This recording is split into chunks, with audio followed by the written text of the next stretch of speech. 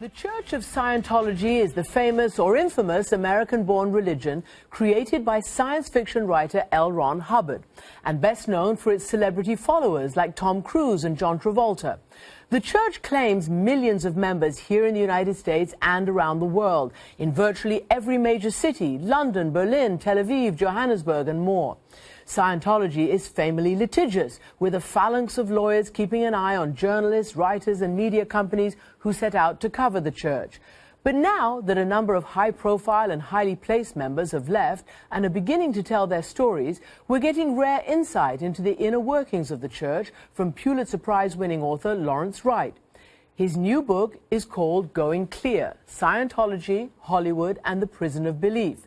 His last book, The Looming Tower, is considered the seminal work on the rise of Al-Qaeda, and that's the work for which he won that Pulitzer Prize. But before I ask him about Going Clear, here's what the Church of Scientology has to say about it. Lawrence Wright's book is so ludicrous it belongs in a supermarket tabloid.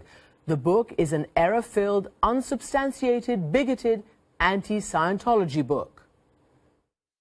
Lawrence Wright, welcome to the studio. Thank you, Christiane. How does it feel to be introduced with that very clear denunciation? Bigoted, unsubstantiated, unfair?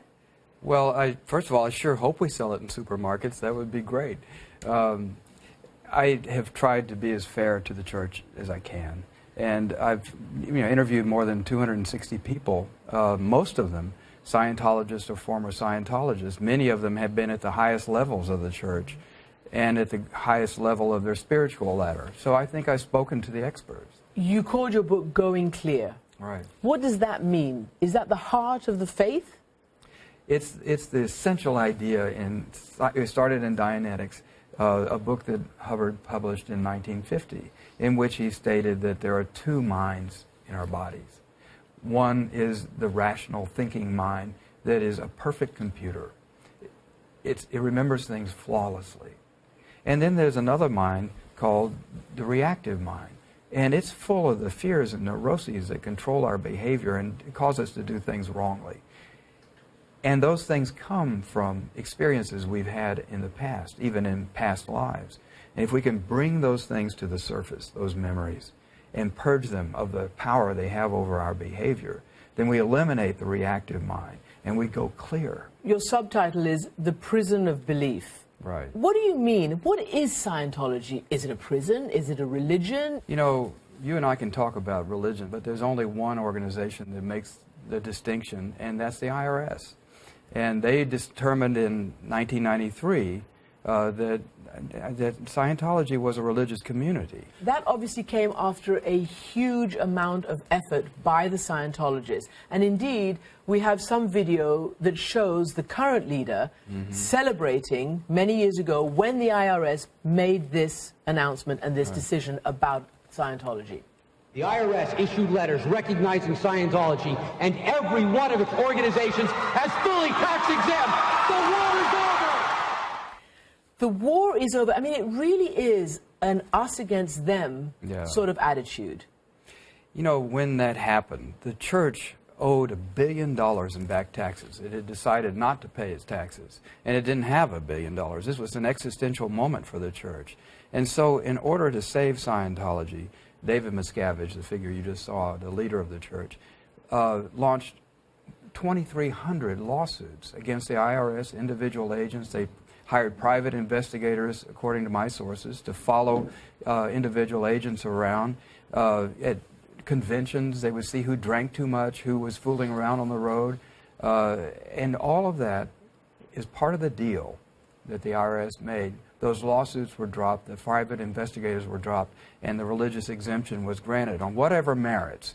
That was the circumstance. And why was religious exemption important to the church?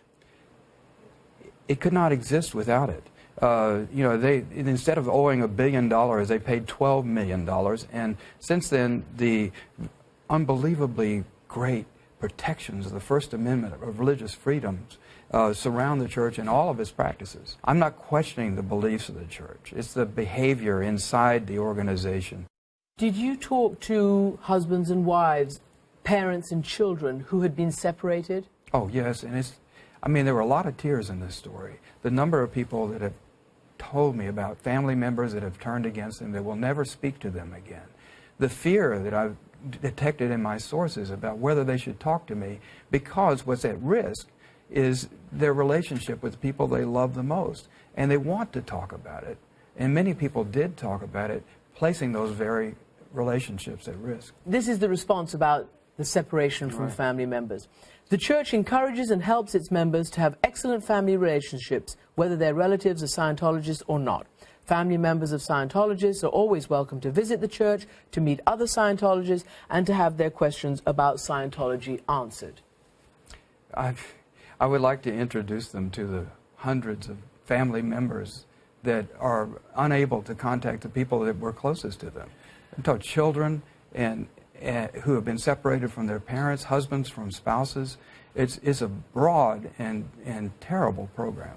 The niece of David Miscavige has left the church after many, many years, and she's been talking publicly, she's written about it.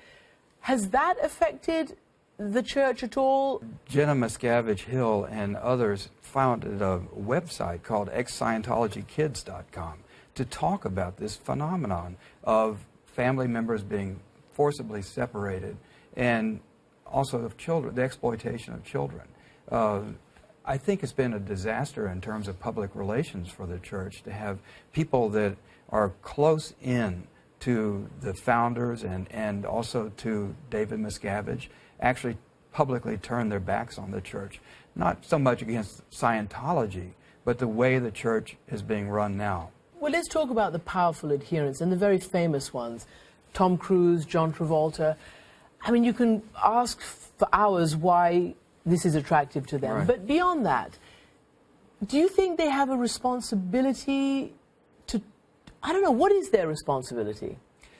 Christian, I've thought about how Scientology might be able to reform itself, how it might be able to change. It's obviously in a critical moment. Some of these celebrity members, in particular Tom Cruise, who is the most notable Scientologist, could call for change. He, I think, has a moral responsibility. I'm not criticizing his personality or his acting or anything about it, but I'm just saying that the product that he sells, and he's the most visible spokesperson for the church, has some problems. And I think it's up to him, since he's representing it to so many people around the world. He's got a moral responsibility to look at what's going on, and in his name is being sold to people around the world. When you decided to write the story for your magazine, The New Yorker, what was the editor's reaction? What was Scientology's reaction? Did they try to stop you? Did they try to sue you? What happened? Well, we went into this with our eyes open because many previous reporters have had difficult experiences with the church. Time magazine, for instance, published an expose in 1991, and the church sued Time, losing at every step of the way, all the way to the Supreme Court, but it was the most expensive suit Time ever defended. Other reporters had been tracked down by private investigators, framed for crimes they didn't commit. You know, these are well-established facts.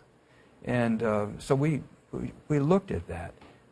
On the other hand, this was a great story.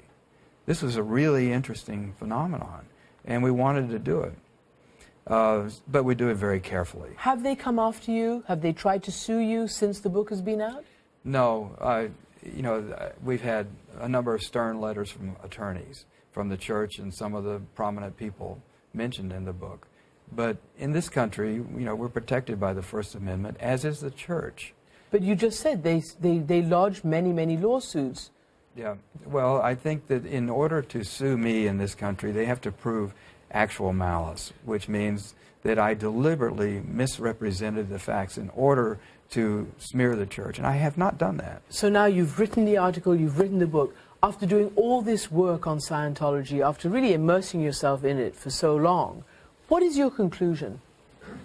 I think Scientology's at a reckoning point. It reminds me of the Church of Latter-day Saints in the 19th century, which was the most persecuted sect in our history. That's the Mormon Church? That's the Mormon Church. And in fact, there was a bill in Congress to exterminate the Mormons. It was a very hated organization, and it evolved into an organization that now can have 2 Mormons running for president. Scientology might have a future like that, but it won't if it continues on its current path. It's got lots of money and it's got lots of lawyers, but it appears to be hemorrhaging members. And if it doesn't have a change, if it doesn't have a reformation inside it, then no matter how much money and how many lawyers they have, it's going to die. Lawrence Wright, thank you very much indeed. It's been a pleasure. Thank you, Christian.